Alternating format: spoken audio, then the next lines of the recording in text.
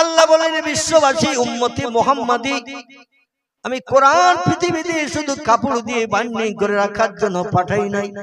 আমি কোরআন শোকেসের সৌন্দর্য বৃদ্ধির জন্য, কাছের ভিতরে শোকেসের থাকায় রাখার জন্য পাঠাই নাই। আমার কোরআন সানসেটের কোনায় মুরগির ডিম পাড়ার জন্য রাখি নাই, দুনিয়ায় পাঠাই নাই। কোরআন পাঠিয়েছি এই পৃথিবীতে তোমাদের ঘরে ঘরে এই জন্য পাঠিয়েছি। ওয়ারাতিলিল কোরআন তারতিলা, যেখানে যেমন করে যেমন ভাষায় যেমন স্বরে পড়লে আমি আল্লাহ খুশি হই, তেমন স্বরে মাধুর্যতার সঙ্গে তোমরা পাঠ করো। কারণ আমি আমার কিতাবের প্রথম নাম দিয়েছি কোরআন শরীফ। কি নাম? প্রথম নামটা দিয়েছি কোরআন শরীফ। আরবিতে কারা ইয়াকরাউ কারানান শব্দের অর্থ হলো তেলাওয়াত করো, পড়ো, সঙ্গে সঙ্গে তার মানে মতলবটা জানো। কোরআন তেলাওয়াত করো, পড়ো, তার মানে মতলবটা জানো। ডাক্তারের কাছে যেতে হবে না, মাস্টারের কাছে যেতে হবে না, এমন করে পৃথিবীতে মেম্বারের কাছে যেতে হবে না, প্রধানের কাছে যেতে হবে না, থানার ওসির কাছে যে দুঃখ জানাতে হবে না। আমার কোরআন হলো এনাফ, কোরআন হলো যথেষ্ট, সব সমস্যার সমাধান করে তোমাদের মুখে হাসি ফুটিয়ে দেবে। এই জন্য আমি প্রথম নামটা দিয়েছি কোরআন শরীফ। কোরআনের বাংলা মানে হলো কারা ইয়াকরাউ কারানান, তো শব্দের বাংলা অর্থ হলো তেলাওয়াত করো, পড়ো। শরীফ শব্দের বাংলা অর্থ হলো পবিত্র। আমার কোরআনে নাপাকির লেশ মাত্র নাই। কোরআন অতীতে ছিল পবিত্র, বর্তমান আছে পবিত্র, ভবিষ্যতেও থাকবে পবিত্র। এই পবিত্র কোরআন যত তিলাওয়াত করবে, কোরআনের মালিকের সঙ্গে তোমাদের গাঢ়তর সম্পর্ক তৈরি হবে। আর সব সমস্যার সমাধান কোরআনের মালিক তোমাদের করে দিয়ে মুখে হাসি ফুটাবে। এমনকি কঠিন রোগের ঔষধ যেটা বিজ্ঞানীরাও পৃথিবীতে এখনো বানাতে পারেনি, আল্লাহ বলছেন আমার কোরআনে সে রোগের ঔষধ ভরে দিয়েছি। জোরে বলুন একটু সুবহানাল্লাহ। মা হুয়া শিফাউন, সব রোগের ঔষধ আমি কোরআনে ভরে দিয়েছি। একটু রিসার্চ করো, গবেষণা করো, তেলাওয়াত করো, পড়ো, দুনিয়ার সব রোগের ঔষধ পাওয়া যাবে। যে ঔষধ ভবিষ্যতে দুনিয়ার কোন বিজ্ঞানের আন্ডা বাচ্চাও বানাতে শিখবে না। আমার কোরআন সব সমস্যার সমাধান নিয়ে তোমাদের ঘরে আগাম পৌঁছে গেছে। জোরে বলুন একটু সুবহানাল্লাহ। এই জন্য কোরআনের সূরা ইয়াসিন আমি তথ্য কোট করে দিয়েছি। ইয়াসিন আমার মহব্বতের ইয়াসিন, বিশ্ব নবীর গুণবাচক নাম। আল্লাহ বলেন আমার মহব্বতের ইয়াসিন আপনি শুনে নিন, আপনার উম্মতদের জানিয়ে দিন। আল কোরআনিল হাকীম, আমার কোরআন হলো মহাবিজ্ঞান, বিজ্ঞানের বাবা হলো আমার কোরআন। কিয়ামত পর্যন্ত মানুষ চেষ্টা চালালে আমার কোরআনের উপরে যেতে পারবে না। যা কিছুর প্রয়োজন হবে মানুষের, আমার কোরআন রিসার্চ করলে পেয়ে যাবে। এজন্য কোরআন ছাড়া কোনো উপায় মানুষের থাকবে না। জোরে বলুন একটু সুবহানাল্লাহ। ডক্টর মানবেন্দ্রনাথ রায় বলছেন সৌদি আরব থেকে কোরআন ইউরোপ মহাদেশ আসার কারণে, জাপান, জার্মান, আমেরিকা আসার কারণে কোরআন রিসার্চ করে তারা শিল্প বিপ্লব করলো, মিল কলকারখানা বানালো, হাজারো যন্ত্রপাতির পার্টস বানালো, গাড়ি ঘোড়া বিভিন্ন মেশিন আদি তারা বানালো। কোরআন যদি সৌদি আরব থেকে ইউরোপ মহাদেশে না আসতো, মানুষ উন্নতির চরম শিখরে পৌঁছাতে পারত না। যন্ত্রপাতি মেশিন আদি বানিয়ে তামা বিশ্বে সাপ্লাই করে কোটি কোটি টাকার মালিক হয়ে দাদাগিরি করার সুযোগ পেত না। জোরে বলুন একটু সুবহানাল্লাহ, নারায়ে তাকবীর। তবে বিশ্ববাসী শোনো, সেই কোরআনের মালিক আমি আল্লাহ। আমি আল্লাহ, আমার বাণী কোরআন। মনে মনে যেন ধারণা করিও না আমার সব জ্ঞান কোরআনের ভিতরে ভরা, নাউজুবিল্লাহ। এবং ধারণাটা যেন তোমরা করিও না আমার ব্রেন মগজের জ্ঞান কিছুটা কোরআনে ভরে দিয়ে তোমাদের ঘরে পাঠিয়েছি সফলতা অর্জনের জন্য, সমস্যা সমাধানের জন্য। কোরআনের জ্ঞান ছাড়া আরো বেশি জ্ঞান আমি কোরআনের মালিক আমার আছে। একটু জোরে বলুন নারায়ে তাকবীর। আমি মালিক, কোরআনের জ্ঞান ছাড়া আরো বেশি জ্ঞান আমি আল্লাহ আমার আছে। তোমাদের যে জ্ঞানের প্রয়োজন সেই জ্ঞানের কথাগুলো কোরআনে ভরে দিয়েছে। আল্লাহ কোরআনেও তত্ত্বকট করে দিয়ে দিচ্ছেন, ওমা উতিতুম মিনাল ইলমি ইল্লা কালিলা। ও বিশ্ববাসী তোমরা শুনে নাও, রিসার্চ করে গবেষণা করে যত মিল কলকারখানা বানিয়েছো, যন্ত্রপাতি বানিয়েছো, পাটসাদি বানিয়েছো, গাড়ি বাড়ি বানিয়েছো, এমন করে এরোপ্লেন বানিয়েছো, রকেট বানিয়েছো, স্কুট্রি বানিয়েছো, হেলিকপ্টার বানিয়েছো, পাতাল রেল বানিয়েছো, সাগরের পানিতে চলার জন্য জলজাহাজ বানিয়েছো, যা কিছু বানিয়েছো সব আমার কোরআনের ফসল। আর যে জ্ঞানের মাধ্যম দিয়ে এগুলো তোমরা বানিয়েছো, এই জ্ঞান কিন্তু শেষ নয়। ওমা উতিতুম মিনাল ইলমি, তোমাদের মগজে যে জ্ঞান দিয়েছি, ইল্লা কালিলা, আমি আল্লাহ আমার জ্ঞানের কাছে তোমাদের জ্ঞান সামান্যতম। জোরে বলুন একটু সুবহানাল্লাহ। বেশি জ্ঞান আমি দিই নাই, বেশি জ্ঞান তোমাদের দিই নাই, সামান্য একটুখানি জ্ঞান দিয়েছি। ওই জ্ঞান নিয়ে তোমরা বাড়িয়ে ছাড়িয়ে যাচাই করে, বাড়িয়ে ছাড়িয়ে রিসার্চ করে গবেষণা করে অনেক কিছু বানিয়েছো, কিন্তু এরপরও বাড়তি জ্ঞান আমি আল্লাহ আমার হাতে আছে। এটা বিশ্বাস করেন তো? এই বিশ্বাস করেন তো নাকি? আল্লাহ বলছেন এর চেয়েও বেশি জ্ঞান আমি আল্লাহ আমার হাতে আছে। তাফসীরে বিজিলালিল কোরআন নামক একটি তাফসীরের কিতাব, লেখকের নাম আল্লামা কুতুব রাহমাতুল্লাহ আলাইহি, তিনি তাফসীরের কিতাবে লিপিবদ্ধ করেছেন, ও দুনিয়ার মানুষেরা তোমরা শোনো, আল্লাহ পাক রব্বুল আলামিন সব থেকে জ্ঞানের অধিক জ্ঞান এই পৃথিবীতে আসমান জমিনে চন্দ্র সূর্য গ্রহ নক্ষত্র সাগর সলিল পাহাড় পর্বত ফেরেশতাকুল থেকে শুরু করে জিন ইনসান কীট পতঙ্গ জান্নাতের হুর গেলেমান থেকে শুরু করে তাফসীর কারকেরা তাফসীরে লিখেছে সব থেকে শ্রেষ্ঠ জ্ঞান হলো আল্লাহ সুবহানাহু তাআলা। জোরে বলুন একটু সুবহান। সব থেকে সেরা জ্ঞানী কে? কথা বলে। সব থেকে সেরা জ্ঞানী হলেন আল্লাহ সুবহানাহু তাআলা। আল্লাহর উপরে জ্ঞান আর কারো আছে? কেমন আল্লাহর উপরে জ্ঞান কারো নাই? আমি পরবর্তীতে তত্ত্ব দিলে মগজ সাফ হবে ইনশাআল্লাহ। আমার ভাইরা, তবে প্রথম তত্ত্বটি শুনে নিন। তাফসীর কারকেরা লিখেছেন সব থেকে সেরা জ্ঞানী হলো আল্লাহ। আল্লাহর উপরে জ্ঞানী আর কেউ নাই। আল্লাহর পরের স্টেজের জ্ঞান এই তামাম পৃথিবীতে একদল মানুষের আছে, তারা হলো নবী আম্বিয়ার দল। কি নাম বললাম? খুব ভালো করে মুখস্থ করেন। সব থেকে সেরা জ্ঞানী হলেন আল্লাহ। দুই নম্বরে আল্লাহর পরের জ্ঞানী হলেন নবী আম্বিয়ার দলেরা। তিন নম্বরের জ্ঞানী হলো নবীদের সঙ্গী সাথী যারা ছিল, যাদের আরবি ভাষায় বলা হয় সাহাবীরা। কি বলা হয়? সাহাবীরা। তিন নম্বরের জ্ঞানী হলো সাহাবীরা। চার নম্বরের জ্ঞানী হলো ইমাম সাহেবেরা, যারা কোরআন হাদিস রিসার্চ করে নিত্য নতুন ফতোয়া পুস্তকের পৃষ্ঠা লিপিবদ্ধ করে দিয়েছেন, মানুষ যাতে সোজা সড়ক রাস্তায় চলতে সুবিধা পায়। এরা হলো ইমামের দল। লক্ষ লক্ষ হাদিস যাদের মেমোরিতে জমা, পূর্ণ কোরআন যাদের মেমোরিতে জমা, এই কোরআন হাদিস রিসার্চ করে লক্ষ লক্ষ ফতোয়া লিপিবদ্ধ করেছেন যারা, এরা হলো ইমামের দল। এদের জ্ঞান হলো সাহাবীদের পরের স্টেজ। ইমামদের পরের স্টেজের দল হলো ওলি আউলিয়ারা। কারা বলে? ইমামের পরের দলের জ্ঞানী হলো ওলি আউলিয়ার দল। ওলি আউলিয়াদের পরের স্টেজের জ্ঞানী হলো আলেম ওলামার দল।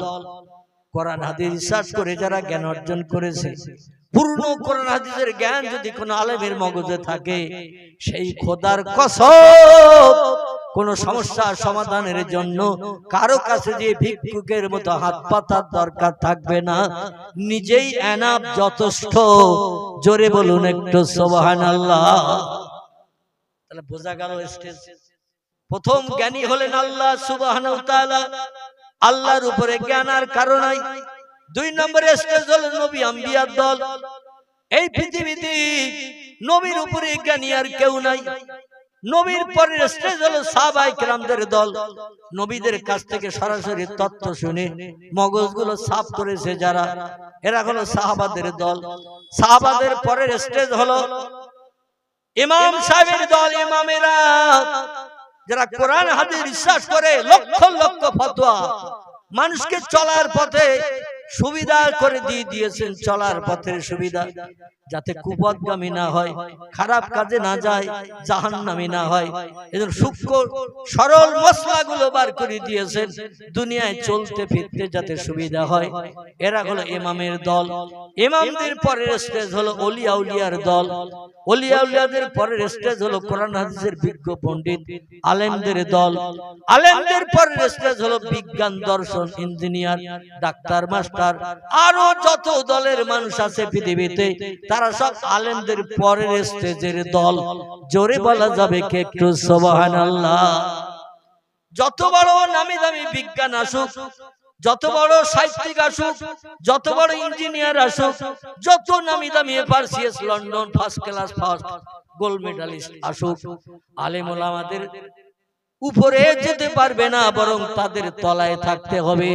কারণ আলেম ওলামারা যে জ্ঞানগুলো কোরআন হাদিস রিসার্চ করে পেয়েছেন, এই জ্ঞানের নাম নিশানা লেশ মাত্র বিজ্ঞানীদের নাই, ইঞ্জিনিয়ারদের নাই, ডাক্তারদের নাই, মাস্টারদের নাই, ভূতত্ত্ববিদদের নাই, ঐতিহাসিকদের নাই। এই জ্ঞানগুলো আল্লাহ আলেমদের দান করেছেন। জোরে বলুন একটু সুবহানাল্লাহ। যদি বলেন হোয়াট ইজ দ্য ডকুমেন্ট, হুজুর বিষয় বুঝলাম না, তাহলে একটু খোলসা করে বুঝিয়ে দিই। আমার ভাইরা, দুনিয়ার বিজ্ঞানীদের, দার্শনিকদের, ইঞ্জিনিয়ারদের, ডাক্তারদের, মাস্টারদের, এবার সে London first class first gold medalist, স্বর্ণ পদক ডাক্তার, তার ডেকে যদি বলেন আকাশ কটা, উত্তর কি দেবে বলেন? কি? আল্লাহু আকবার। যদি জিজ্ঞাসা করেন ও নামি দামি first class first gold medalist, স্বর্ণ পদক, সঠিক তত্ত্ব দাও, আকাশ কটা? কারো বা জবান বন্ধ হয়ে যাবে ইতিকাফের নিয়তের মতো। কেউ বা বলবে দেখতে পাচ্ছি ওই যে উপরে। যদি বলে উপরে কি, ওরা বলবে এক কথায় উপরে মহাশূন্য। আকাশ বলতে বিজ্ঞানীরা বলছে কিছু নাই। একটা তাও বলবে না, কারণ একটা আকাশও বিজ্ঞানীরা বিশ্বাস করেনি। তাম পৃথিবীর সব দেশের বিজ্ঞানীরা একমত, আকাশ বলতে কিচ্ছু নাই, মহাশূন্য ফাঁকা, কোটি কোটি মাইল পথ। এই মহাশূন্য ফাঁকা, তাই দুনিয়ার জমিন থেকে বহু দূরের দিকে যখন নজর করে তাকাই, একটা কালার নজরে আসে, সেটা হলো ব্লু, নীল বর্ণ। বলছে ও নীল বর্ণটা আকাশ নয়, ওটা হলো ফাঁকা জায়গা। আল্লাহর কোরআনে সূরা বাকারা আল্লাহ বলছেন সব থেকে সেরা জ্ঞানী আমি, আমার পরের জ্ঞানী হলো পয়গম্বরের দল। এইখানে তার বাস্তব প্রমাণ শোনো। হুয়াল্লাযী খালাকা সাবআ সামাওয়াতিন তিবাকা মা তারা ইলা খালকির রহমান মিন তাফাউত ফারজিল বাসার হাল তারা মিন ফুতুর। আল্লাহ কোরআনে সূরা বাকারায় তত্ত্ব কোট করে দিয়েছে, আমি মাঝে মাঝে ফাঁকা দিয়ে দিয়ে আকাশ বানিয়েছি 7টি। কটি? দুনিয়ার বিশ্ববিখ্যাত বিজ্ঞানীরা, ইঞ্জিনিয়ারেরা, ডাক্তারেরা, মাস্টারেরা একমত, মহাশূন্য ফাঁকা, আকাশ বলতে কিচ্ছু নাই। আল্লাহ বলছেন তোমাদের থেকে জ্ঞান আমার কম নাই, বরং বেশি। আর যা কিছু দেখছো সব বানিয়েছি আমি। এই জন্য কোনটা কোথায় কিভাবে রেখেছি সে তত্ত্ব কোরআনে ভরে দিয়েছি আমি। আমার কোরআনের তত্ত্ব বিশ্বাস করো, তাহলে পাক্কা ইমানদার হিসাবে সাব্যস্ত হবে। আর যদি কোরআনের কথাকে অ্যাভয়েড করো, ঠিকানা হবে নরকাগ্নি, অনল অগ্নিকুণ্ড, জাহান্নাম। জোরে বলুন একটু সুবহানাল্লাহ। আমার ভাই আল্লাহ বলছেন আমি আকার বানিয়েছি 7টি, তবে গায়ে গায়ে নয়। ব্যাখ্যাকারীরা তাফসীরের কিতাবে লিখেছেন এই পৃথিবীর জমিন থেকে নীল আকাশ যতটা ফাঁকা, এক একটা আকাশ ততটা পুরু। তার উপরে আবার ততটা ফাঁকা, তার উপরে আবার একটা আকাশ, সে আকাশটা আবার ততটা পুরু। এইভাবে ফাঁকা আছে মহাশূন্য সাতটি, আকাশ আছে সাতটি, এক একটা আকাশ ওই রকম মহাশূন্যের মতো পুরু। জোরে বলুন সুবহানাল্লাহ। আমার সৃষ্টির ভিতরে কোন অসামঞ্জস্য দেখেছো তোমরা? মা তারা ইলা খালকির রহমান, তোমাদের প্রভু যেগুলো বানিয়ে তোমাদের চোখে দেখিয়েছে, এই সৃষ্টির ভিতরে কোনো অসামঞ্জস্য, কোনো অনৈপুণ্য দেখেছো? জীবনে কোনোদিন দেখতে পাবে না। বরং যা কিছু বানিয়েছি অতীত থেকে ভবিষ্যৎ সব সময় একই থাকবে। জোরে বলুন একটু সুবহান, আর একটু জোরে বলুন সুবহান। আল্লাহ বলছেন, ও বান্দারা, তোমরা পৃথিবীর দৃশ্য দেখে যা কিছু তথ্য মানুষের মগজে ঢোকাও, অধিকাংশ তথ্যগুলো সব মিথ্যায় ভরা। আর কোরআনের একটা তথ্য মিথ্যা বিশ্বাস করলে বিজ্ঞানীর পরিকল্পনায় তোমরা হয়ে যাবে বেঈমান, ঠিকানা হবে জাহান্নাম। আল্লাহ নবী যে হাদিস শরীফে জানিয়েছেন, বাদিরু বিল আমাল ফিতানান কাকিতাইল লাইলি মুসলিমুন ওয়া ইসবিহুর রাজুলু মুমিনান ওয়া ইমসি কাফিরান ওয়া ইমসি মুমিনান ওয়া ইসবিহু কাফিরান ওয়া ইয়াবু দীনাহু বিআরাদিন মিনাদ দুনিয়া, রাওয়াহু মুসলিম। জোরে বলুন একটু আল্লাহু আকবার। খুব সংক্ষেপ করে বলি, আল্লাহ নবী বলছেন, আগামী ভবিষ্যৎ প্রজন্ম, এই পৃথিবী যখন শেষ পর্যায়ে চলে যাবে, মানুষের আমলগুলো সব হিংসা বিদ্বেষ মারামারি কাটাকাটি অশান্তিতে ভরে যাবে।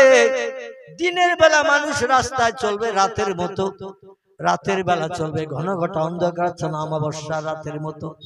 কোনটা ন্যায় কোনটা অন্যায়, কোনটা ভালো কোনটা মন্দ, কোনটা সত্য কোনটা মিথ্যা, এ যাচাই মানুষ সেদিন করার সময় পাবে না। সেদিন এমন একটা পর্যায়ে আমার উম্মতরা পতিত হবে,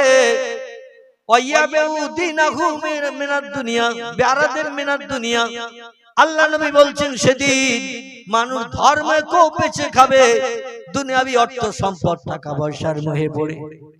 আল্লাহ নবী বলছেন, ইসবিহুর রাজুলু মুমিনান, একটা মুসলমান সকালবেলা কলেমা পড়ে ঈমান এনে মুসলমান হবে, ওয়া ইউমসি কাফিরান, সন্ধ্যাবেলা এমন কাজ করবে এমন কথা বলবে ঈমানের লেশমাত্র তার দেহে থাকবে না, লোকটা কাফেরে পরিগণিত হয়ে যাবে।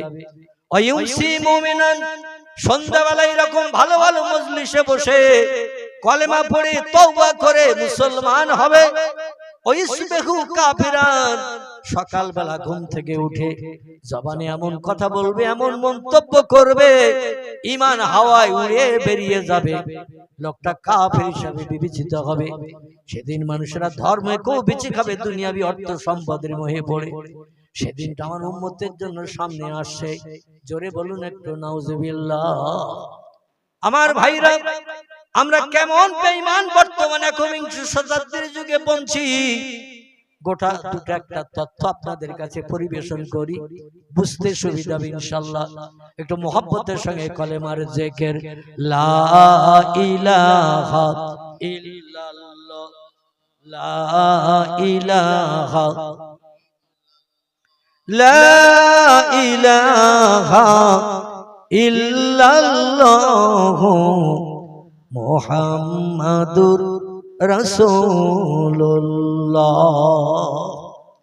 কলেমা সঙ্গের সাথী, কলেমা সঙ্গের সাথী, কলেমা হবে গোরের বাতি, তাই পড়ো কলেমা দিবারাতি, কলেমা ছাড়া নাই কো গতি, বলো লা ইলাহা ইল্লাল্লাহ, লা ইলাহা, লা ইলাহা ইল্লাল্লাহ মুহাম্মাদুর রাসূলুল্লাহ। বিজ্ঞানীরা হাজারো ডিগ্রি অর্জন করলো, হাজারো জ্ঞানে জ্ঞানান্বিত হলো, বাংলা, ইংরেজি, উর্দু, হিন্দি, ফার্সি, নাগরি, ফলি, গুজরাটি, মারাঠি, কোল, ভিল, নাগা, খাসা, মুন্ডা জাতিদের ভাষা আলাদা। সব ভাষা তুমি রপ্ত করতে শিখলো, তোমার জ্ঞান কোরআন হাদিসের বিজ্ঞ পণ্ডিতদের থেকে কম। জোরে বলুন সুবহানাল্লাহ। কেন কম? আসুন এবার আপনাদের নিয়ে চলে যাই একটু কোরআন শরীফের 27 পারায়। কোথায়? কোরআন পাকের 27 পারায় চলুন একটু যাই। এই 27 পারা আল্লাহ একটি সূরা কোট করেছেন 1450 বছর আগে। সূরাটির নাম হলো সূরাতুর রহমান। কি নাম বললাম? সূরায়ে রহমান। আর রহমানু আল্লামাল কোরআন খলাকাল ইনসান আল্লামাহুল বায়ান আশ-শামসু ওয়াল কামারু বিহুসবান ওয়ান নাজমু ওয়াশ-শাজারু ইয়াসজুদান। জোরে বলুন আল্লাহু আকবার। যেটা পড়লাম আছে না নাই? এই যে আয়াত পড়লাম কোরআনে আছে না নাই? না আমার দাদা দাদা বলেছে তাই পড়েছি, আমার দাদিমা বলেছে তাই মুখস্থ করেছি। কোরআন শরীফের সূরা রহমান যে কোনো জায়গা থেকে কোরআন আলগা করবেন, এর তথ্যটা আছে না নাই? আছে। কিন্তু দুর্ভাগ্য, বর্তমান প্রযুক্তি যুগের জ্ঞানের যুগে নবী বলছেন সকালে কলেমা পড়ে তওবা পড়ে ঈমান আলা হয়, সন্ধ্যাবেলা এমন কথা বলবে এমন কাজ করবে সে বেঈমান হয়ে যাবে। সন্ধ্যাবেলা ভালো ভালো মজলিসে বসবে, তওবা পড়বে, কলেমা পড়বে, ঈমান আলা হবে, সকালবেলা ঘুম থেকে উঠবে সঙ্গে সঙ্গে লোকটা এমন কথা বলবে এমন কাজ করবে সে বেঈমান হয়ে যাবে। আর বেঈমানের ঠিকানা হলো জাহান্নাম। এতে কারো সন্দেহ আছে? আছে কারো? নাই। আল্লাহু আকবার। আল্লাহ সূরা রহমানের প্রথম রুকুর ভিতরে তত্ত্ব কোট করে দিয়ে বলছেন ওয়াশ-শামসু ওয়াল কামারু বিহুসবান। খুব ভালো করে শুনুন। আল্লাহ কোরআনে বলছেন চন্দ্র আর সূর্য হলো ঘূর্ণয়মান। ওয়াশ-শামসু ওয়াল কামারু বিহুসবান। চন্দ্র আর সূর্য হলো ঘূর্ণয়মান। বর্তমান পৃথিবীতে 256টির মতো দেশ বিদ্যমান। সব দেশে বিজ্ঞানীদের লেখা পুস্তক আদি ছেলে মেয়েদের পড়ানো হয়। দুনিয়ার অধিকাংশ দেশের ভূগোল বইতে লেখা হয়েছে পৃথিবী লাট্টুর মতো ঘুরছে, চন্দ্র সূর্য স্থির। আমি আপনি যদি ভূগোল বই পড়ে ওই বিশ্বাসটা হৃদয়ে স্থাপন করি, সেই খোদার কসম সঙ্গে সঙ্গে আমাকে বেঈমান ছাড়া আর কিছু বলে ডাকা হবে না। আল্লাহর তরফ থেকে ডাকা হবে বেঈমানের দল। সত্য কোরআন পাঠানো সত্য, আমার কোরআনকে অ্যাভয়েড করলি, কোরআনকে পিছনে ফেলে দিলি, কোরআনকে পায়ের তলায় মারিয়ে দিয়ে দুনিয়ার কম জ্ঞানীদের তত্ত্ব নিয়ে বিশ্বাস করে আমার কোরআনকে দূরে ছুড়ে দিয়ে দিলি। ও বান্দা বান্দিরা, তোদের ঠিকানা হবে অনলগ্নি কুণ্ড জাহান্নাম। অহম ফিহা খালিদুন। যুগ যুগ ধরে সেখানে দগ্ধ হতে হবে, পড়তে হবে। লা ইয়ামুতু ওয়ালা ইয়াখরুজ ফিহা।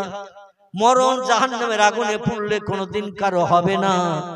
কোন বন্ধু এসে বাইরে বার করে আপনার মুখে হাসি ফুটাবে না। আমার ভাইরা, জনম জনম ধরে কোটি কোটি বছর ধরে সেখানে দগ্ধ হতে হবে। দগ্ধের কোনো শেষ সীমা নাই। জোরে বলুন একটু নাউজুবিল্লাহ। আল্লাহ বলছেন চন্দ্র আর সূর্য হলো ঘূর্ণয়মান, পৃথিবী হলো স্থির। অল জিবালু আওতাদান। আল্লাহ কোরআনে সূরায় কোট করে দিয়েছেন পৃথিবীকে আমি স্থির করে রাখার জন্য। ঘোড়া তো দূরে থাক, লাট্টুর মতো পন পন করে পৃথিবী ঘুরছে, এটা বিজ্ঞানীদের ধারণা তত্ত্ব ভূগোল বইতে। কিন্তু আল্লাহ বলছেন পৃথিবী যাতে না নড়ে, চিৎকার না হয়, এই জন্য আমি পাহাড়গুলোকে দিয়ে পেরেক ছেঁটে রেখে দিয়েছি। দুটো তক্তা উপরে করে দিয়ে যদি 4 ইঞ্চি পেরেক গোটা 4 মারা হয়, একটা তক্তা টানলে আর একটা আসবে না। আসবে না? কথা বলে। যখন একটা তক্তা টানা হবে, তলায় যে আরেকখান আছে 1 ইঞ্চি, দুটো তক্তা 2 ইঞ্চি পুরু।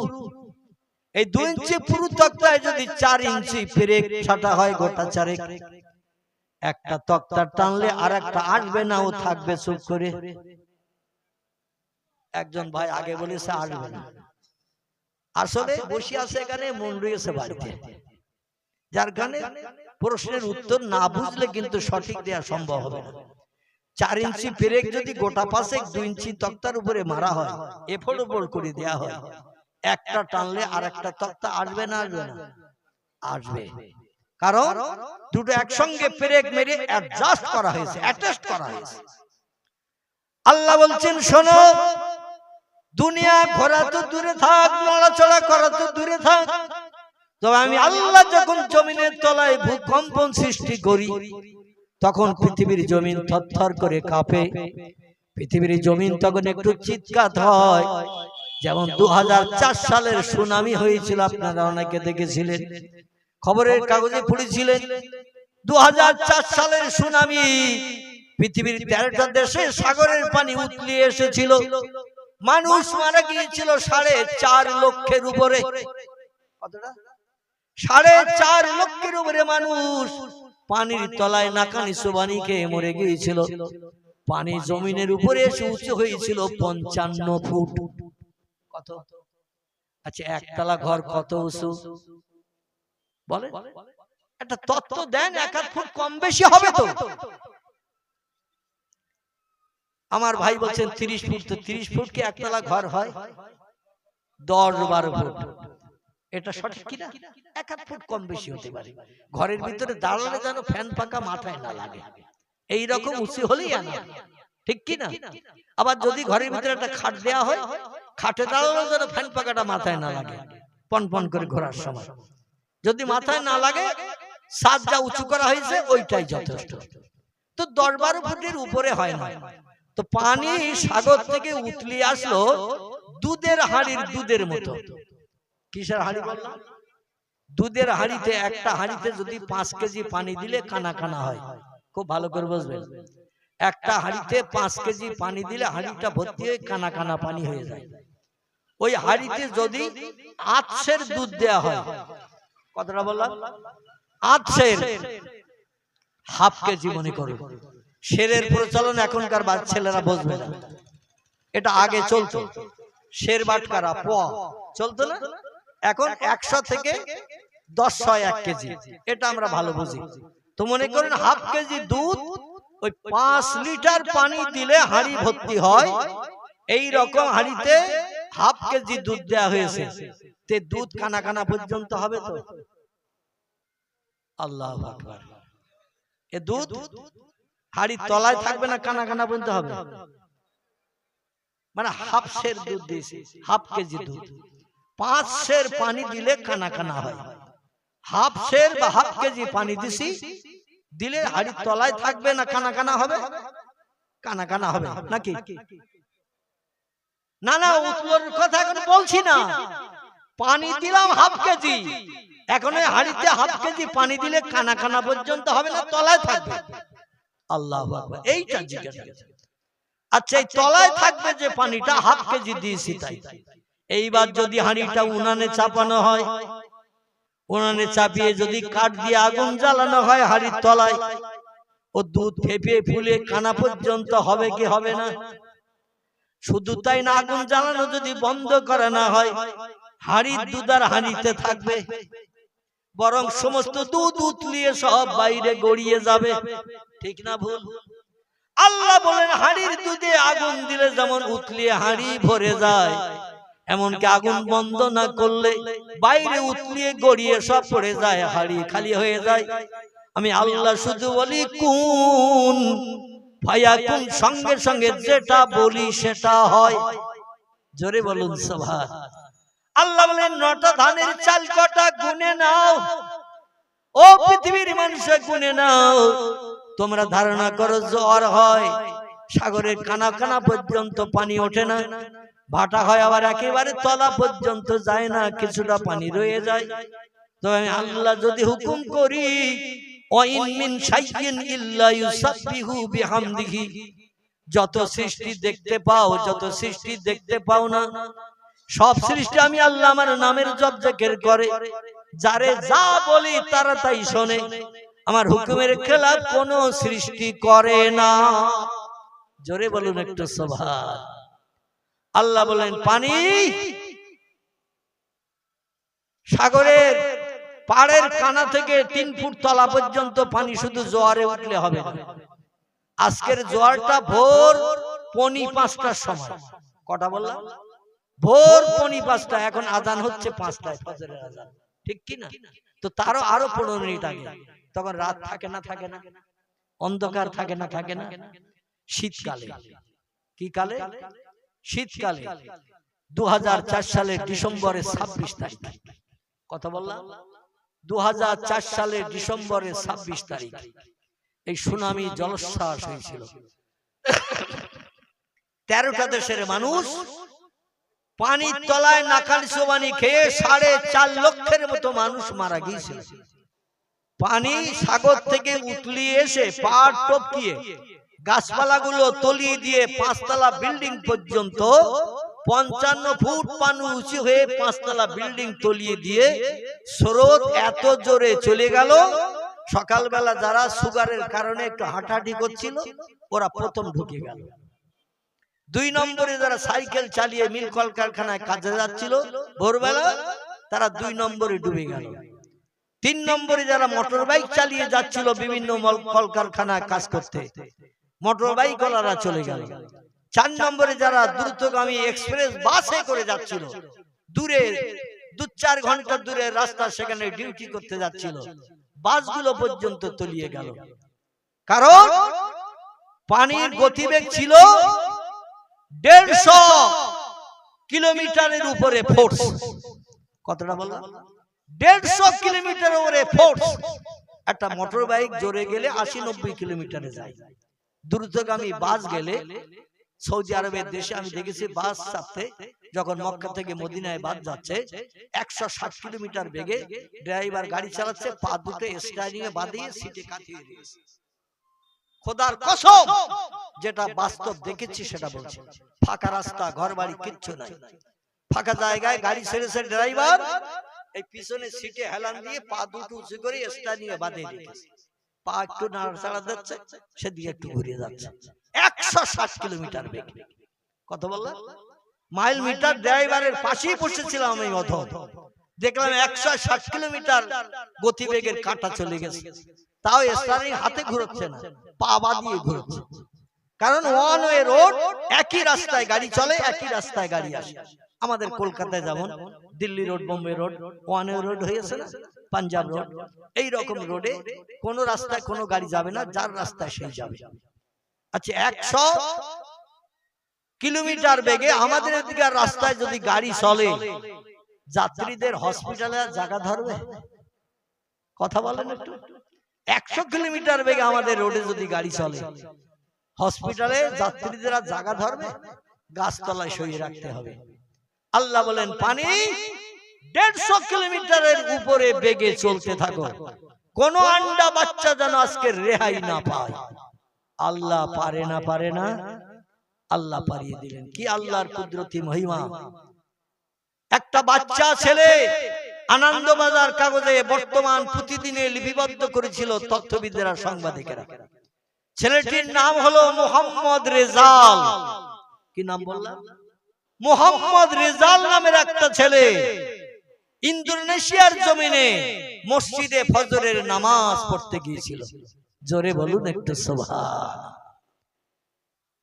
মুয়াজ্জিন চাচা আযান দিয়েছে, বাড়ির আপনজন নামাজ পড়তে যায়, তাদের সঙ্গেই মসজিদে নামাজ পড়তে যায়। ছেলেটির বয়স হলো 9 বছর। 9 বছরের বাচ্চা ছেলে, নাম তার মোহাম্মদ রেজাল। দাদার সঙ্গে হাত ধরে গেছে মসজিদে, প্রতিদিন যায় নামাজ পড়তে, দ্বিধাবোধ করে না, কোনোদিন মিস করে না।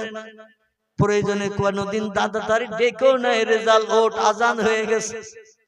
মসজিদের মোহাব্বত হৃদয়ে তৈরি হওয়ার কারণে ও দাদার হাত ধরে যায়, আবার নামাজ শেষ করে বাড়ি চলে আসে। মসজিদে জামাতে নামাজ হয়ে গেছে। দেশটির নাম হলো ইন্দোনেশিয়া। কি নাম বললাম? ইন্দোনেশিয়া মুসলিম দেশ। আমার ভাইরা, নামাজ শেষ হয়ে গেছে, কেউ বা বসে বসে তাসবিহ পড়ছে, কেউ বা বসে বসে মসজিদে দরুদ শরীফ পড়ছে, কারণ এখনো সকাল হয়নি। ফজরের জামাতে নামাজ হয়ে গেল 10-20 মিনিট, এখনো নামাজের সময় থাকে না? থাকে না? জামাতে নামাজ হয়ে গেল 10-20 মিনিট সময় থাকে। এখন অধিকাংশ মসজিদে কত সময় বাকি এটাও বলে দিচ্ছে অনেক মসজিদে। এ বলে না? এদিকে বোধহয় বলে না। আলহামদুলিল্লাহ, এই বলাটা উত্তম, ভালো। কারণ অনেকে মাইকে যখন হাঁকে তখন ঘুম ভাঙে, আজান যখন দেয় শয়তান তাল পাতার পাকার হাওয়া দিয়ে ঘুম পাড়িয়ে রাখে, আজান শুনতে পায় না অনেকে। কিন্তু মাইকে যখন ঘোষণা দেয় অনেকের ঘুম ভেঙে যায়, তাড়াতাড়ি উঠে পেশাব পায়খানা সেরে অন্তত নামাজটা আদায় করার জন্য দৌড়াদৌড়ি ছোটাছুটি করতে থাকে, তাড়াতাড়ি কাজ মেটাতে থাকে। শেষ টাইমে হলেও নামাজটা আদায় করে। জোরে বলুন সুবহানাল্লাহ। রেজাল্ট আর কি করবে? কোরআন পড়া জানে না, তাসবিহ তাহলিল ততটা তার মুখস্থ হয় নাই, তো আর করবে কি? কেউ কোরআন পড়ছে, কেউ তাসবিহ পাঠ করছে, কেউ দরুদ শরীফ পাঠ করছে, কেউ জিকির আজকার করছে। রেজাল্ট বলে 9 বছরের বাচ্চা ছেলে, আমি আর কি করব? তো আজকের তো জুমার দিন, শুক্রবারের দিন। কিসের দিন? জুমার দিন, শুক্রবারের দিন। আল্লাহ নবী বলেন আল জুমাতু আগেরুন আল জুমাতু আজহেরুন। জুমার দিন বড় শান্তির দিন, জুমার দিন খুশির দিন। পয়গম্বর বলছে জুমার দিন আল্লাহর দরবারে বান্দাদের দোয়া কবুলের দিন। রেজাল্ট বলে আজকের জুমার নামাজ হবে বেলা 12টার পর। এলাকার বহু মানুষ জুমার নামাজ পড়তে আসবে, অনেক মুসল্লি আছে। শুক্রবারে একদিন শিবলি সাহেবের মতো গাছ কাটতে আসে। ঠিক বললাম না ভুল বললাম? শুক্রবারে একটা দিন জুমার দিন আসে নামাজ পড়তে। তারপর আমাদের এলাকায় একটা দৃশ্য আমি বাস্তব চোখে দেখে খুব কষ্ট পাচ্ছি ভাই, বলবো তথ্য না? আমি অধম বড় কষ্ট পাই। দৃশ্যটা হলো এই, কোন রকমে মুসল্লিরা 2 রাকাত ফরজ নামাজ আদায় হয়ে গেলে জুতা খোঁজাখুঁজির হিড়িক চলে। বাদাল জুমা নাই, আখেরের জোহর নাই, আমার ভাইরা নফল নাই, সুন্নত নাই, কিছুই নাই। 2 রাকাত ফরজ নামাজ হয়ে গেছে, চল গোটু হোম বাড়িতে গরম গরম খাই। শতকরা 90% মতো মানুষ, বিশেষ করে আমার গ্রামের কথা বলছি, যদি প্রত্যক্ষ প্রমাণ দেখতে চান আগামী জুমার দিন যাবেন, অধমের কথাটা বাস্তব সত্য কিনা একটু প্রমাণ করে নেবেন। অন্য গ্রামে যাওয়ার কথা বলবো না, তবে আল্লাহর অফুরন্ত রহমত, আমি যে গ্রামে দীর্ঘ 40 বছর ইমামতি করছি, এই গ্রামটির নাম হলো খিদিরপুর, তালপুকুর বাজারের পাশে। আমার গ্রামের মুসল্লিরা এখনো এই নিয়ম চালু করে নাই। অন্তত শেষ দোয়া পর্যন্ত বাচ্চা কাচ্চা মুসল্লিরা সকলে থাকে। কারণ নবী হাদিস শরীফে জানিয়েছেন জুমার দিন, শুক্রবারের দিন ইমাম মেহরাবে ঢোকা থেকে নিয়ে মেহরাব থেকে যত সময় বেরিয়ে না আসে, আল্লাহর রহমতের দরজা তত সময় খোলা থাকে। যা চাওয়া হয় আল্লাহ দোয়া কবুল করে বান্দাদের মনোবাঞ্ছা পূর্ণ করে দেন। আমার মহল্লার মসজিদে ঘটনা এখনো ঘটে নাই, তবে দেখা দেখি 4 গায়ে গায়ে বাস। আগামীতে ঘটে যাবে কোনো সন্দেহ নাই। এখনো জোর জবরদস্তি করে রাখার চেষ্টা করেছি। তো আমার নিজের গ্রামের কথা বললাম, যদি সময় থাকে আগামী জুমার দিন যাবে, কোন রকমে ফরজ নামাজ 2 রাকাত হয়ে গেলে 5 ভাগের 4 ভাগ চলে যায়, 1 ভাগ ইমামের উদ্দেশ্যে মেহরাবের কাছে থাকে। চিল্লাই বলুন নাউজুবিল্লাহ, জোরে বলুন নাউজুবিল্লাহ। আমার ভাইরা, রেজাল্ট বলছে জুমার দিন আমি আর কি করব, দাদার সঙ্গে তো বাড়ি যাব, দাদার সঙ্গে এসেছি, তো এক কাজ করি, আজকের জুমার নামাজ হবে, বহু মানুষের সমাগম হবে মসজিদে, মসজিদের মেঝে বারান্দাটা একটু ভিজা কাপড় দিয়ে মুছে দেই। ভিজা কাপড় দিয়ে মুছে দিলে দেখবেন চকচকে গেলে, নতুন গেলে তৈরি হয় না? হয় না? টালি দেওয়া মেজে কিংবা নিট করা মেজে রং চং দিয়ে যদি আপনি লালি করেন, মুছে যেই দেবেন ভিজে কাপড় দিয়ে, দেখবেন নতুন গেলেস ফুটে ওঠে। রেজাল্ট বলে বহু মানুষ নামাজ পড়তে আসবে, পায়ের ধুলা মসজিদের মেঝেই লেগে আসে, কপালে সেজদা করলে কপালে ধুলা লেগে যাবে, নাক লাগালে নাকে লেগে যাবে, হাত দুটো দিয়ে সেজদায় গেলে হাতের তালুতে লেগে যাবে। ধুলাগুলো মুছে দিয়ে মুসল্লিদের একটু উপকার করি। এই মেজে মোছামুছি করছেন রেজাল্ট, অন্য ব্যক্তিরা কোরআন তেলাওয়াত করছেন, জিকির আজকার করছেন, নবীর মহব্বতে দরুদ শরীফ পড়ছেন। আর যেই পনি 5টা বেজে গেছে, আল্লাহ বলে পানি এবার অ্যাকশন কর। কি কর? অ্যাকশন কর। এ সাগরের পানি, আমার বান্দাদের সঙ্গে একটু মুসাফা কর। মুসাফা বুঝেন তো? হাতে হাতে লাগিয়ে ইয়াগফিরুল্লাহু লানা ওয়া লাকুম আইয়াকুম। আল্লাহ আপনার জীবনের গুনাহ মাফ করে বেগুনা বানান এবং আমাকেও আল্লাহ বেগুনা মাসুম বানান। দোয়াটার বাংলা অর্থ হলো এই কথাটা বলা ভালো না খারাপ, কিন্তু ভাই ভাই দ্বন্দ্ব, চাচা ভাই দ্বন্দ্ব, পাড়া প্রতিবেশী দ্বন্দ্ব, হাতে হাতও লাগাই না, মুসাফাও করি না, এ দোয়াটাও আমরা পড়ি না। চিল্লায়ে বলো নাউজুবিল্লাহ। এত জোরে 150 কিলোমিটার উপরে পানি ধেয়ে আসলো, কে কোথায় ভেসে গেল তার কোনো খেয়াল নাই। চাচা আপন পরাণ বাসা, কে কোন দিকে পানির স্রোতে তোড়ে ভেসে গেল। 150 কিলোমিটার বেগে পানি চলছে, শুধু শা শা শব্দ হচ্ছে। আমি গত কয়েকদিন আগে একটু আসামে গিয়েছিলাম। আমার ভাইরা, জেলাটির নাম হলো দরং জেলা। কি নাম বললাম? দরং জেলা। বলে হুজুর আমাদের বাড়িতে একটু সবরেসানি করে যেতে হবে, সকালবেলা ফ্লাইট আছে বেলা 3:30টায়। আমার লম্বা সময় আছে, গাড়িতে করে পৌঁছে দেবেন গৌহাটিতে, তো চলুন আপনার বাড়ি যাই। তো বাড়িতে নিয়ে যে দেখাচ্ছে, হুজুর দেওয়ালের দিকে তাকান, সানসেটের উপরে দেওয়াল দেখছেন কালো দাগ, ওই পর্যন্ত বন্যায় পানিতে সব ভরে গিয়েছিল। গরু ছাগল হাঁস মুরগি কে কোথায় মরে ভেসে গেছে। রাত 10:30টার সময় হঠাৎ শব্দ শুনছি, শা শা শা শা। শব্দ শুনতে শুনতে ঘর থেকে বেরিয়ে আসলাম, বিকট আওয়াজের শব্দ। ঘর থেকে বেরিয়ে আসতে আসতে দেখলাম ওই দরজার মাথার উপরে ওই দাগ পর্যন্ত পানি ভরা।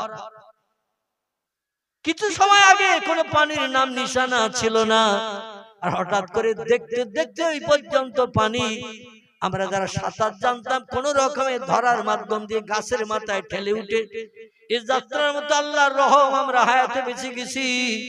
কত মানুষ মারা গেছে, গবাদি পশু চতুষ্পদ জন্তু, হাঁস মুরগি ছাগল ভেড়া দুম্বা, কত যে ভেসে চলে গেছে। পানিতে মুড়ি ফেলে দিলে যেমন দেখায়, ওই রকম গবাদি পশু মরে ভেসে যাচ্ছে মুড়ির মতো। আমাদের চোখের সামনে দাঁড়িয়ে দেখা ছাড়া কোনো উপায় ছিল না। আল্লাহ পারে না, পারে না। ইন্দোনেশিয়ার মসজিদে নামাজ পড়তে গেছে, তারাও ভেসে গেছে। বাড়িতে শীতকালের সময় ছিল তো, ডিসেম্বর মাস, কম্বল মুড়ি দিয়ে অনেকে শুয়ে রয়েছে। 8:30টা না বাজলে অনেকের ঘুম ভাঙে না। আল্লাহ বলেন ওই কম্বল মুড়ি দিয়ে থাকা অবস্থায় কমপ্লিট হবে। আমার ভাইরা, এক মুহূর্তের ভিতরে 5-7 মিনিটের ভিতরে আল্লাহ পাক 4.5 লক্ষের উপরে মানুষ, সরকারি হিসাব, বেসরকারি হিসাবে আরো বেশি হবে না কম হবে। সরকার হিসাব সবসময় একটু কম দেয়, তার কারণ প্রত্যেকটি মরা মানুষের মাথা পিছু দিতে হবে 1 লাখ বা 2 লাখ। হিসাব বেশি দিলে সরকারের তহবিল খালি হবে না, হবে না। যত হিসাব দেবে তত লোকের তো টাকা দিতে হবে। এই জন্য একটু মরার হিসাবটা সরকার, ট্রেন অ্যাক্সিডেন্ট হোক, বাস অ্যাক্সিডেন্ট হোক, এরোপ্লেন অ্যাক্সিডেন্ট হোক, একটু খবর কম দেয়। খবর দিল 4.5 লক্ষ, বাস্তবে কত মারা গেছেন আল্লাহই বেশি জানেন। ঠিক না ভুল? 8 দিনের মাথায় খবরের কাগজে ফটো দিয়ে দিল। বর্তমান আনন্দবাজার প্রতিদিন কাগজে সাংবাদিকরা হেডলাইনে লিখে দিয়েছে প্রথম পৃষ্ঠায়, রেজালের আল্লাহ রেজালকে বাঁচিয়েছে। অধিকাংশ সাংবাদিক হিন্দু, অধিকাংশ সাংবাদিক ভিন ধর্মাবলম্বী বিধর্মী, কিন্তু তারা আল্লাহর নামটা খবরের কাগজের হেডলাইনে প্রথম পৃষ্ঠায় বড় বড় করে লিখতে ভোলে নাই। 8 দিনের মাথায় রেজাল হায়াতে বেঁচে গেল। জোরে বলুন একটু সুবহানাল্লাহ। কিভাবে বাঁচলো? পানির স্রোত তাকে মসজিদ থেকে বার করে নিয়ে সাগরে নিয়ে চলে গেছে। যেখানকার পানি সেখানে চলে গেছে। রেজালও ভাসতে ভাসতে চলে গেছে। মাঝে মাঝে তিনি চিত হয়ে কলা গাছের ভেলার মতো পানিতে ওইভাবে রয়েছে, আর পানির স্রোত তারে নিয়ে যাচ্ছে। মাঝে মাঝে মাথা উঁচু করে দেখছে ডাইনে বামে, সাঁতার কাটতে কাটতে দেখছে ডাইনে পানি বামে পানি, পায়ের দিকে পানি, মাথার দিকে পানি। কারণ সাগরের পানি কি পুকুরের মতো নাকি? শুধু পানি আর পানি। চলে যান বোম্বাইতে, আরব সাগরের কিনারায়, আমাদের ভারতের বোম্বাই। সামনের দিকে তাকিয়ে দেখবেন সূর্য উঠছে পানিতে, সূর্য ডুবছে পানিতে। আল্লাহ পাক 3000 কিলোমিটার মতো রাস্তা আরব সাগরের আর পাড়ি শুধু পানিতে ভরে রেখেছেন। সাগরের পানিতে মাথা উঁচু করে শুধু পানি আর পানি দেখে। রেজাল বলে আল্লাহ 8 দিন কিছু খাই না, কোন খাবার নসিবে জোটে না। একটু পিপাসার পানি পান করতে যাই, সাগরের লবণাক্ত এত তীক্ষ্ণ নোনা পানি, গালি দিলে মাথা পর্যন্ত এমন করে চিড়িক মেরে ওঠে, মাথা পর্যন্ত যন্ত্রণা হয়ে ওঠে। এত লবণাক্ত পানি, পানিও পান করে পিপাসা নিবৃত্তি করতে পারি না। খাবারের তো কোনো সন্ধান নাই। দেখতে দেখতে 8 দিন হয়ে গেছে। কদিন? 8 দিন হয়ে গেছে। আল্লাহ বলছেন ইন্নাল্লাহা ইয়ারযুকু মাইয়াশাউ বিগাইরি হিসাব। জোরে বলুন একটু আল্লাহু আকবার। আল্লাহ বলছেন আমি আল্লাহ যারে রিজিক দান করি, বান্দা নিজেও কল্পনা করে জানতে বুঝতে পারে না কিভাবে কোথা থেকে আমার জন্য খাদ্য পরিবেশিত হলো। জোরে বলুন একটু সুবহানাল্লাহ। কোরআনের কথাটা ঠিক না ভুল? আল্লাহ যারে খাদ্য দেন ও বান্দা নিজেও বুঝতে পারে না। আচ্ছা আমি একটা তথ্য দেই, কাল সকালবেলা কি খাবো বলতে পারবো? কাল সকালবেলা আমি আপনি কি খাবো বলতে পারবো? তাও বলতে পারবো না। আল্লাহ আমাদের জন্য রিজিক 40 দিন আগে ঠিক করে রেখেছে। জোরে বলুন একটু সুবহানাল্লাহ। কদিন আগে? তিরমিজি শরীফের হাদিস। নবী বলছেন বান্দা আজকের যেটা খায় 40 দিন আগে আল্লাহ ওটা ঠিক করে রেখেছে। দিনের দিন সবাই খাবার চাবে, আর পরিবেশন করতে যে ভিড় ভাট্টা হবে, দুশ্চিন্তায় পড়বো আমি ওটা পছন্দ করি না। তাই আজকের যেটা খাবে 40 দিন আগে ঠিক করে রাখি, সময় হলেই পরিবেশিত হবে। জোরে বলুন সুবহান। আমার ভাইরা, জাপান জার্মান থেকে তেরান আসছে, তেরান ইন্দোনেশিয়ার জমিনে বেশি মানুষ মারা গিয়েছিল ইন্দোনেশিয়ায়, মুসলমানদের দেশে। কারণ ইন্দোনেশিয়া সাগরের ধারে পিকনিক স্পট বানিয়েছিল, লজ বানিয়েছিল সাগরের ঢেউ আর পানির তরঙ্গ দেখার জন্য। সেইখানে ইন্দোনেশিয়ার সরকারি তরফ থেকে বড় বড় ধনী মানুষেরা, আমাদের দিঘায় যেমন সমুদ্র সৈকতে বাড়ি টাড়ি আসে না নাই, কথা বলে কেউ জাননি দিঘায়? আমি প্রোগ্রাম করতে যে বাস্তবে দিনের বেলা গাড়ি নামিয়ে দিলাম সাগরের চরে, আমার 4 চাকা গাড়ি নামিয়ে দিলাম সাগরের চরে নেমে। কাছে লুঙ্গিও তো থাকে আমাদের কাছে সব সময় ব্যাগের ভিতরে, একটা গামছাও আমি নিয়ে গিয়েছিলাম। সাগরের চরে গাড়ি নামিয়ে দিয়ে সাগরে নেমে যে গোসল করে, 3 জন ব্যক্তি গাড়িতে ছিলাম। গোসল করে আসতে যে দেখি গাড়ির কাছাকাছি পানি প্রায় উঠে গেছে, মানে জোয়ার চলছে, এমনি দেখলে বোঝা যায় না, মুহূর্তের ভিতরে পানি অনেক দূর ঠেলে ওঠে। জোরে বলুন একটু সুবহানাল্লাহ। আমার ভাইরা, যেটি আমি আপনাদের কাছে বলতে চাইছিলাম, বিদেশ থেকে ত্রাণের খাবার আসে ইন্দোনেশিয়ায়। ওদের দেশের ব্যবসায়ীরা ব্যবসা করার জন্য সাগরের চরের কাছে বিল্ডিং বানিয়েছে, লজ বানিয়েছে, আর যুবক যুবতীরা যায় ওই সব সাগরের চরে লজ ভাড়া করে থাকে। যেমন ব্যভিচার তেমন মদ খাওয়া, চরিত্র নষ্ট করার কারখানা হলো দিঘার সমুদ্র সৈকত। এমন করে কপিল মুনির আশ্রম, আমার ভাইরা ফুলডুবি হয়ে কপিল মুনির আশ্রম আমাদের কাকদ্বীপ হয়ে যেতে হয়। আমি অধম সাগরের চর পর্যন্ত গিয়েছি, কপিল মুনির আশ্রম পেরিয়ে যে এখানে শুধু চরিত্র নষ্টের কারখানা, লজগুলো বাড়িয়ে রেখেছে মানুষেরা, আর হাজার হাজার টাকা নিয়ে ওখানে যুবক যুবতীদের থাকার সুযোগ করা হয়। দুনিয়ার সব ধর্মাবলম্বীদের জন্য সম্ভব, তাদের মদ খাওয়া হারাম নয়, সুদের ব্যবসা করা হারাম নয়, চরিত্র নষ্ট করা তাদের কাছে মামুলি ব্যাপার, কিন্তু আমাদের কি ওটা করা সম্ভব? আল্লাহ বলে মুসলমান দেশ, শতকরা 90% মুসলমান যে দেশে বাস করে, আর সেই দেশে চরিত্র নষ্টের কারখানা বানিয়ে টাকা আয় করছো। 9টা ধানের চাল কটা দেখিয়ে দেব তোমাদের।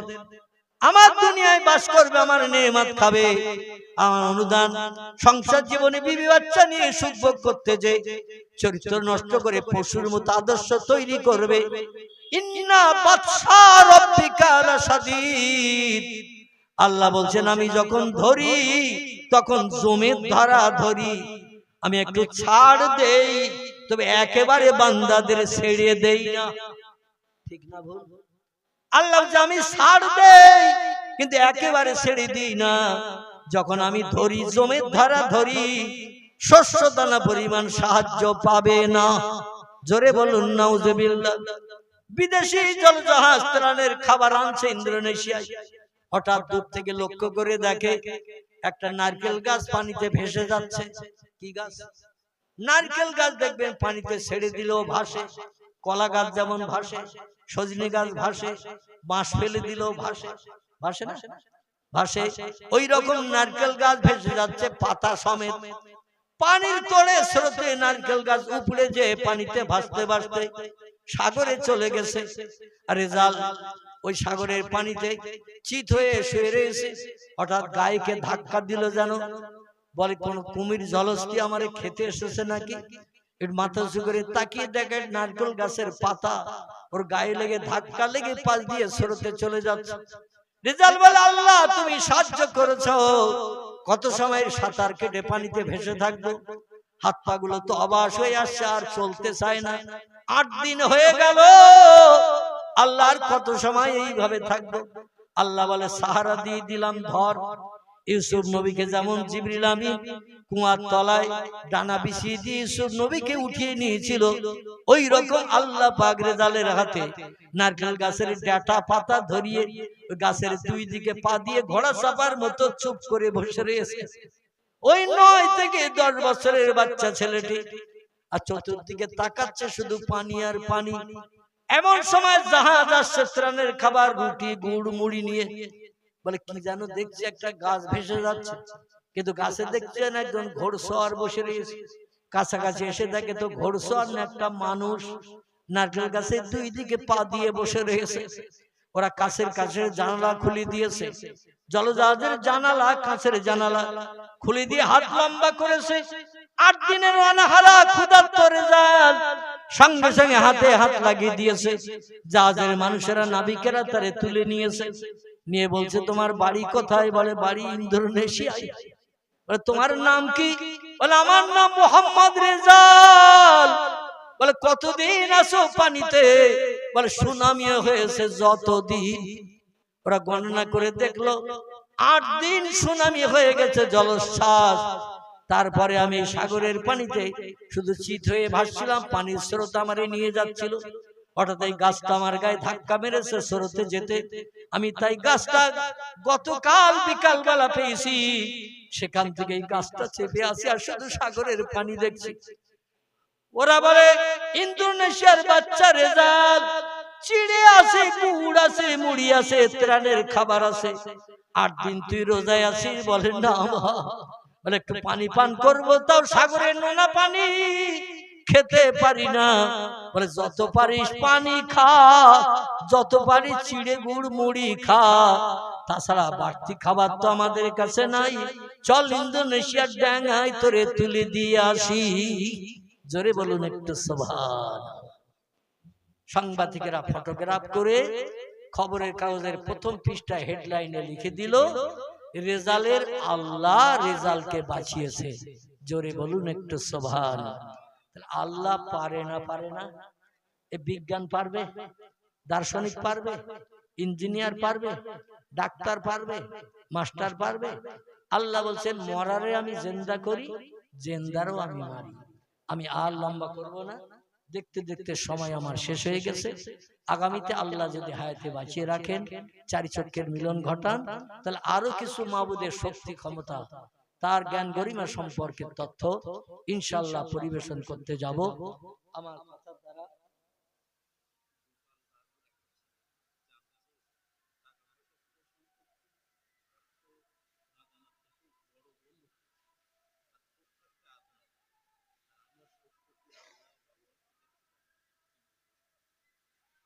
প্রথমটা কি লিখেছে?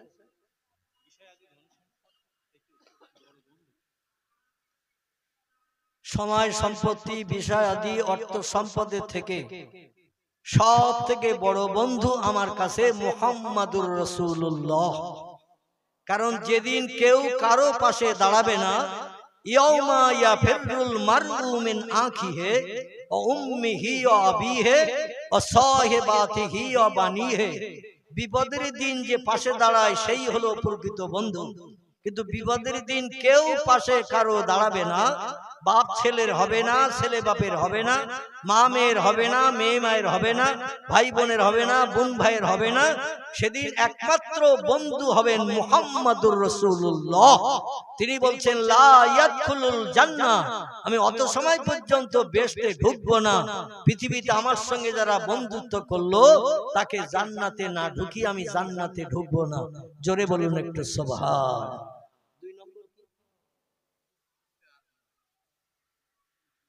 চোখ থাকতে আর নয়, তথ্যটা ভালো পরিষ্কার হলো না।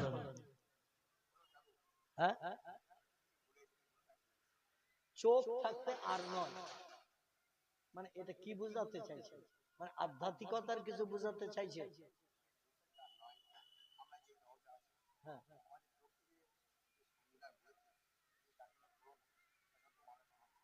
হ্যাঁ, হ্যাঁ, বেশ বুঝতে পেরেছি। যে প্রশ্নটা করা হয়েছে চোখ থাকতে আর নয়, এই প্রশ্নের ভাবার্থ হলো এটাই, আল্লাহ চোখ দিয়েছেন, দুনিয়ার সবকিছু দেখতে পাচ্ছি, তবু স্রষ্টার হুকুমের খেলাপ করে হাজার হাজার অপকর্ম আমরা করছি। এই জন্য এখানে লেখক এই কথাটা বলতে চাচ্ছেন যে আমরা যা করেছি ভবিষ্যতে চোখ থাকতে এইরকম খারাপ কাজ আর যেন জীবনে না করি। সকলে বলুন আমিন, জোরে বলুন আমিন। তথ্যটা অত্যন্ত মূল্যবান তথ্য। আল্লাহ অন্ধ আমাদের করেনি, আমাদের ল্যাংড়া করেনি, কিন্তু আমরা দেখতে পেয়েও খারাপ কাজ কেন করব? এই জন্য আল্লাহ আমাদের সকলকে হেফাজত করুন।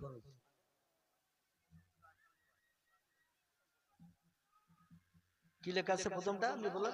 ও সোনা দানা গহনা গাঠি, হ্যাঁ, বন্ধু বান্ধব স্ত্রী স্বামী সব থেকে আপন বড়কে। আমাদের ধর্মীয় মতে সব থেকে আপন বন্ধু আল্লাহ নয়, স্রষ্টা নয়। কারণ হাসরের মাঠে আল্লাহ কাহার জব্বার নাম নিয়ে মেজাজ গরম করে বান্দাদের কৃতকর্মের প্রতিফল দেবেন। সেদিন কারো জন্য বাড়তি শস্য দানা পরিমাণ বাড়তি ফ্যাসিলিটি হবে না, কারো জন্য শস্য দানা পরিমাণ বিপদে ফেলা হবে না। যে যেমনটা আমল নিয়ে যাবে আমলের প্রতিদান তার হাতে হাতে দেখিয়ে দেয়া হবে। একজন ব্যক্তি বন্ধু হবেন, তিনি হলেন মুহাম্মাদুর রাসূলুল্লাহ। এই বিপদের দিন তিনি আমাদের মুখে হাসি ফুটাবেন। জোরে বলুন একটু সুবহানাল্লাহ।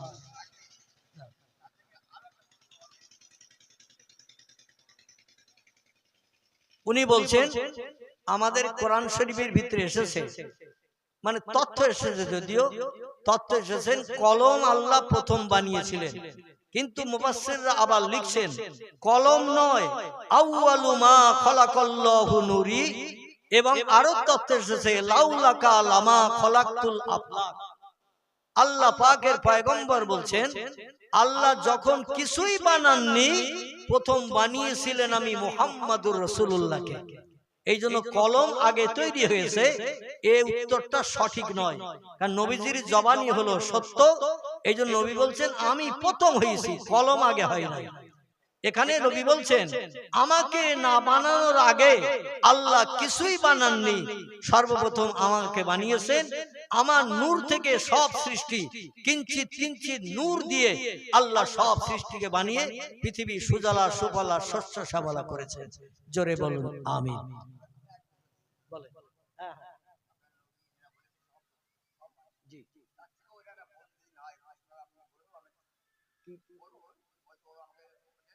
হ্যাঁ বলেন।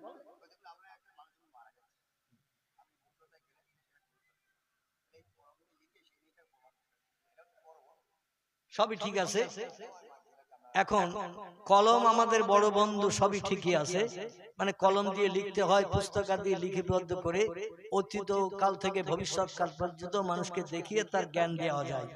কিন্তু একটা জিনিস হলো, আমি যদি আপনাদের কাছে প্রশ্ন করি, আমাদের পয়গম্বর লিখতে জানতেন? আমাদের পয়গম্বর যিনি পৃথিবীর সেরা জ্ঞানী, যিনি বলছেন ইন্নামা বুইস্তু মুআল্লিমান, আল্লাহ পাক আমাকে তাম বিশ্ববাসীর শিক্ষক করে পাঠিয়েছেন। তো শিক্ষক হতে গেলে তাকেও লিখতে হয়, পড়তে হয়। নবী বলছেন আমি জীবনে কোনো কিছু লিখতে জানতাম না, কোনো বই আমি পড়তে জানতাম না, আমি সরাসরি স্রষ্টার কাছ থেকে জ্ঞান পেয়েছি, এই জন্য আমার লেখারও প্রয়োজন হয়নি, পড়ারও দরকার হয়নি। হ্যাঁ না, আমরা ইসলাম শরীয়তে অন্ধবিশ্বাস করি না। হ্যাঁ, আমরা বিশ্বাস করি কোরআন হাদিসের মাপকাঠিতে যে তথ্যগুলো আসবে ওগুলো আমরা বিশ্বাস করব, এটাই হলো আমাদের ঈমান। জোরে বলুন আমিন। আরেকটা কি আছে?